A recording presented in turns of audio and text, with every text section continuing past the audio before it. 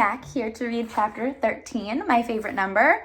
So maybe it's going to be my favorite chapter. Let's see. Me and Dixie got into a daily routine where we would leave the trailer early in the morning and get down to Gertrude's Pets in time to hear Otis play his guitar music for the animals. Sometimes Sweetie Pie snuck in for the concert too. She sat on the floor and wrapped her arms around Winn Dixie and rocked him back and forth like he was a big old teddy bear. And then, when the music was over, she would walk around trying to pick out which pet she wanted. But she always gave up and went home, because the only thing she really wanted was a dog like Winn Dixie. After she was gone, I would sweep and clean and even arrange some of Otis's shelves, because he did not have an eye for arranging things, and I did. And when I was done, Otis would write down my time in a notebook that he had marked on the outside, 1 red leather collar, 1 red leather leash. And the whole time, he did not in any way ever act like a criminal. After working at Gertrude's Pets, me and Winn Dixie would go over to the Herman W. Block Memorial Library and talk to Miss Franny Block and listen to her tell us story.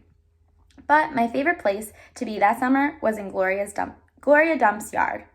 And I figured it was Winn Dixie's favorite place to be too, because when we got up to the last block before her house, Winn Dixie would break away from my bike and start to run for all he was worth, heading for Gloria Dump's backyard and his spoonful of peanut butter.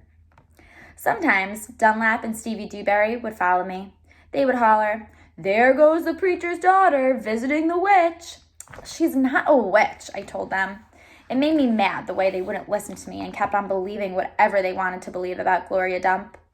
One time, Stevie said to me, "My mama says you shouldn't be spending all your time cooped up in the pet house and at that library sitting around talking to old ladies. She says you should get out in the fresh air and play with kids your own age. That's what my mama says."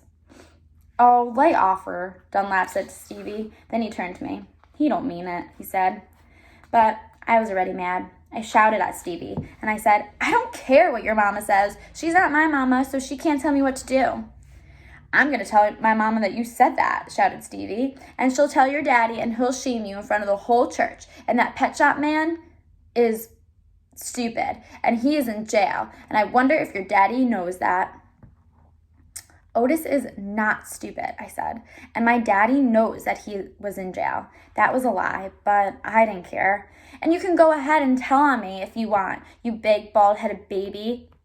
I swear, it about wore me out yelling at Dunlap and Stevie Dewberry every day. By the time I got to Gloria's dump yard, I felt like a soldier who had been fighting a hard battle. Gloria would make me a peanut butter sandwich straight off and then would pour me a cup of coffee with half coffee and half milk. That would refresh me. "Why don't you go play with them boys?" Gloria asked me. "Because they're ignorant," I told her. "They still think you're a witch. It doesn't matter how many times I tell them you're not."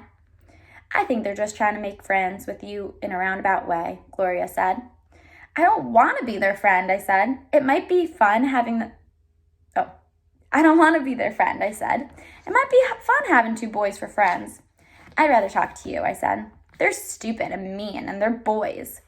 Gloria would shake her head and sigh, and then she would ask me what was going on in the world, and did I have any stories to tell her, and I always did.